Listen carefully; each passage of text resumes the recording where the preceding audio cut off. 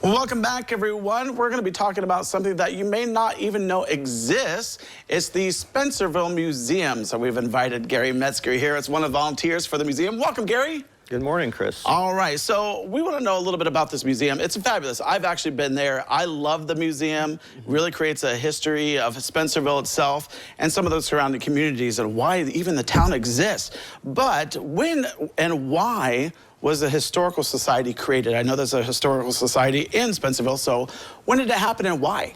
Yes, well, from what I've been told is there's hardly a day go by that somebody didn't go into the Journal News, which had an office downtown, ask questions about some sort of history of Spencerville or genealogy.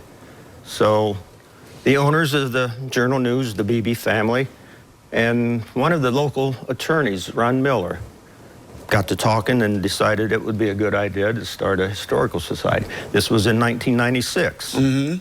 And since then, we've grown to what we are now. I know, and it's beautiful. Now, one thing I did not know myself, I remember asking you, I was like, well, I know that there was one big hotel in Spencerville, but you told me there was actually 3. There were 3. The Keith Hotel was the fanciest hotel of the 3, and it sat on the corner of 4th and Broadway.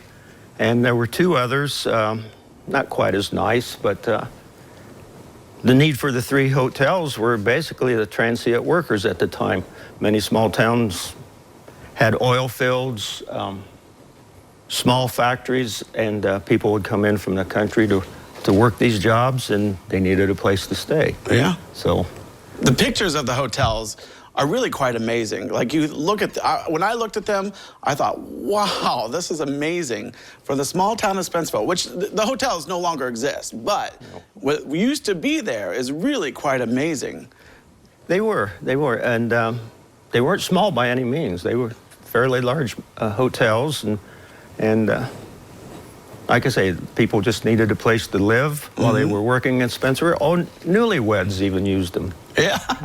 Until they could afford their housing of their own. Yeah. No, when I was walking through the museum, I noticed that there was a room that was dedicated completely to veterans, or veterans from World War I, World War II, Korean, Vietnam, even 1812. We do.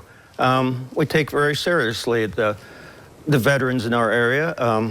We have information on all the World War II veterans that lost their lives during that time.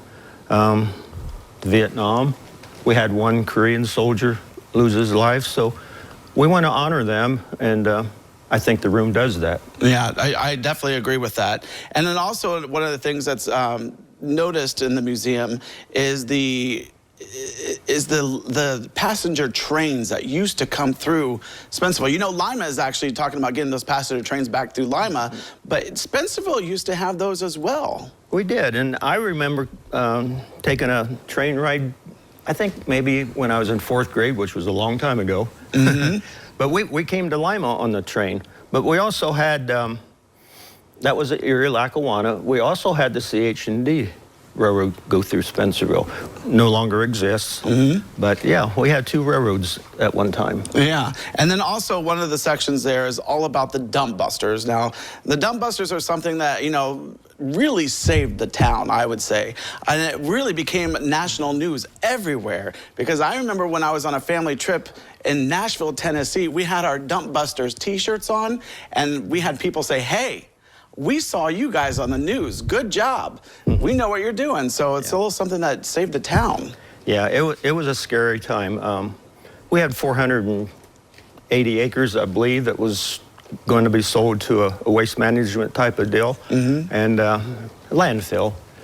With the railroad being right beside it, we were extremely worried about what it could be used for. Yeah. So, yeah, a group of people got together. It took us 9 months, but we got it shut down. Yeah, it was a big achievement for a small town. It wasn't the not in my backyard type of thing. It was just what actually defeated the landfill was the Taze River runs underneath this area. Yep. And that supplies a lot of the drinking water for the rural people. Yeah. So that was basically what defeated the landfill. Yeah, of course, there's many more parts of the museum that talks about like the telephone service, of course, the canal, all the stores that were there, the people that lived there.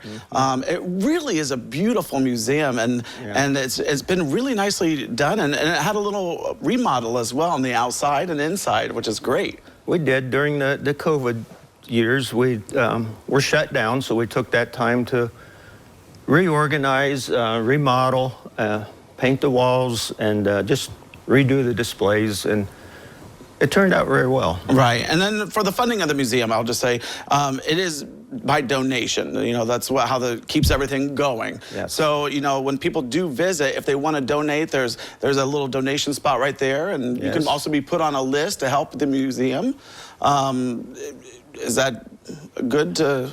Yeah, you can become a member of the Spencerville Historical Society and help fund us. Or you can just contact one of the members if you know any of them. Yeah. And can they contact you? They definitely can contact me. Now, if they want to contact you, you might get a swarm of phone calls, Gary, if I give out your phone number. I'll take it. All right. So your phone number is 419-204-9197. That's correct. All right, so if you have any questions about the museum, if you want to even donate to keep the wonderful museum running, you can call Gary. He'll let you know how that happens. Well, Gary, I really appreciate you coming in today and really having this hidden gem in Spencerville that everyone should really check out. So thank you so much for coming. I thank you for inviting me. Well, thank you. Well, don't go away. We have more when we return.